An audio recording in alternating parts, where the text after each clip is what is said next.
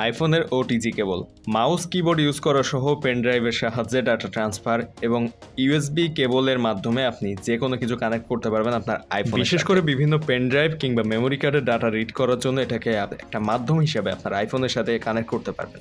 Normal এই ধরনের OTG কেবলগুলো type C কিংবা টাইপ বি অর্থাৎ মাইক্রো ইউএসবি যে সাপোর্টেড ফোনগুলো রয়েছে সেখানে আমরা ইউজ করতাম। তবে আইফোনের যে এরকম ওটিজি কেবল অনেকে হয়তো জানেন, আবার এখনও পর্যন্ত অনেকেই জানেন না যে আইফোনের সাথে ওটিজি কেবল ইউজ করা যায়। সো আজকের ভিডিওতে থাকছে এরকম একটা অবাক করা গ্যাজেট যেটা ব্যবহার করে আপনার আইফোনের সাথে আপনি একটা ওটিজি কেবল কানেক্ট করে সেখান থেকে মাউস কিবোর্ড কিংবা কোনো রকম ডাটা ট্রান্সফারের ডিভাইস ইউজ করতে পারবেন, যেমনটা পেন ড্রাইভ কিংবা মেমোরি কার্ড। সো বক্সটা থাকছে এরকম অবস্থাতে। বক্সের ভিতরে বক্স কন্টেন্ট কী কী থাকছে দেখবো আমরা, এরপর এটা কোথা থেকে কেনা যাবে, কত টাকা দাম পড়বে সবই জানবো। সো ভিডিওটা শেষ পর্যন্ত দেখবেন এবং এরকম সব ইউনিক কম বাজেটের গ্যাজেট সম্পর্কে জানতে চ্যানেলটা সাবস্ক্রাইব করবেন। নিয়মিত এরকম ভিডিও আপলোড করা হয় এই চ্যানেল। ফেসবুক পেজটাও ফলো দিবেন, ভিডিও ডেসক্রিপশনে ফেসবুক পেজের লিঙ্ক পাবেন।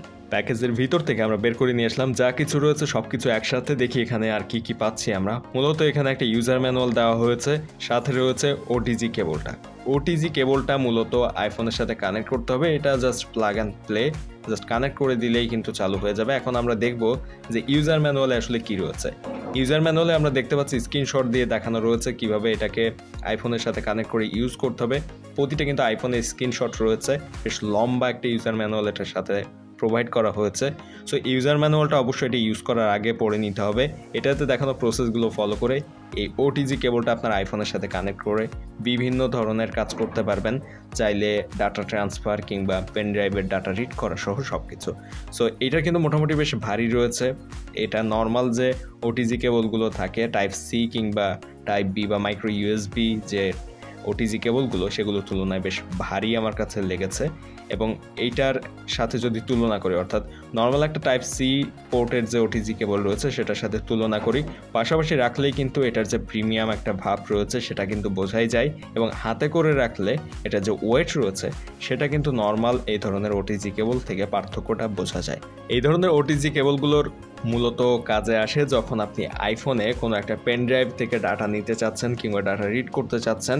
অনেকেই হয়তো আইফোনের সাথে নর্মাল পেন ড্রাইভ কানেক্ট করতে বিভিন্ন সমস্যার সম্মুখীন হন। এই ধরনের একটা ডিভাইস কাছে থাকলে আপনি খুব সহজে কিন্তু আইফোনের সাথে যে কোনো পেন ড্রাইভ বা মেমোরি কার্ড কানেক্ট করে ফেলতে পারবেন। খুব বেশি দাম এগুলো না, তবে সময়ের সাথে সাথে দাম কম বেশি হতে পারে। ভিডিও ডেসক্রিপশনে এই ধরনের বেশ কয়েকটা ওটিজি কেবলের লিঙ্ক দিয়ে দেওয়া থাকবে আইফোনের জন্য, চাইলে সেগুলো অর্ডার করতে পারবেন অনলাইন থেকে। এবং যখন অর্ডার করবেন তখনকার দামটা যাচাই করে নেবেন ভিডিও ডেসক্রিপশনে দেওয়া লিঙ্ক থেকে। আর এটার সাথে প্রোভাইড করা ইউজার ম্যানুয়ালে প্রসেস রয়েছে কিভাবে কানেক্ট করবেন।